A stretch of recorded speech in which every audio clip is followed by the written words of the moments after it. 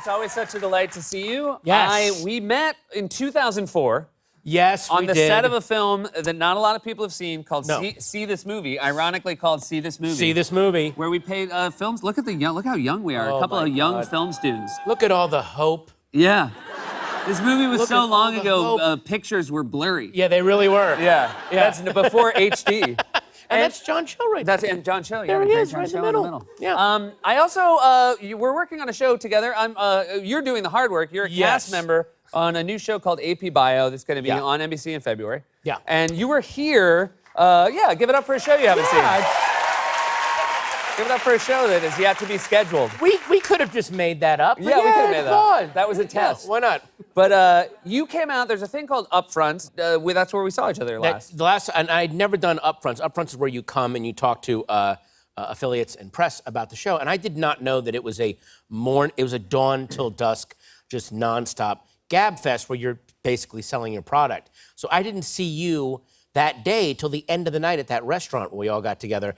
And so I was so happy to see you, but I had so been stuck in my head in selling the show mode that our conversation, I was so afraid afterward, like, he thinks I'm psychotic because you were like, hey man, good to see you. It's great to see you, Seth, and this restaurant is fantastic. The food here is so wonderful. Like, I don't even remember what I said. It was just in that weird non-human way of, it was like I was trying to sell you on the wonder of hanging out with me, even though we were already hanging out. It was the saddest, That was not my take on it. No, That was not okay, my take good, on it. Yeah. good. It was, my God. You and your co-star Glenn Howerton were on the red carpet. I remember Yeah. us talking about this at the dinner Yeah. because they were interviewing people about the 10th anniversary of the Kardashians. Yes, they were. And you guys have a new show on NBC.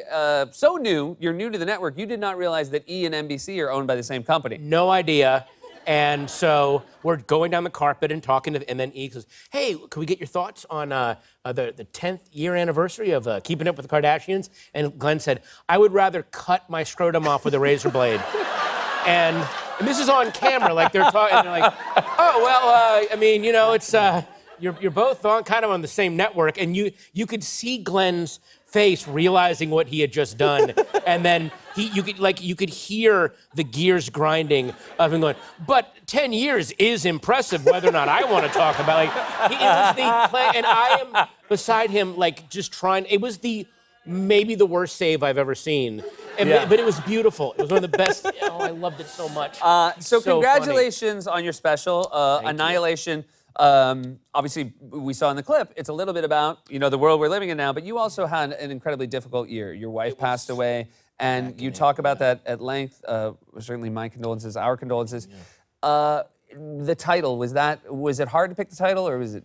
It was, you know, I didn't really come up with the title until I was a week away from doing the special, because that's how it felt to me at that point in terms of the world. Felt like the world had been annihilated, and then in talking about what I'd gone through, I was taken back emotionally to April of 2016, and that was where I felt like I had been annihilated. There were months where I wasn't even sure if I was alive, basically, and then so almost as a joke on top of those two very dark concepts was, you know, the comedian speak of, oh, I killed, I annihilated. So I said, okay, I'll put that in there almost as an ironic, because I was so terrified of what if I go out and tape this special and it just bombs horribly and I'm not able to make this stuff funny.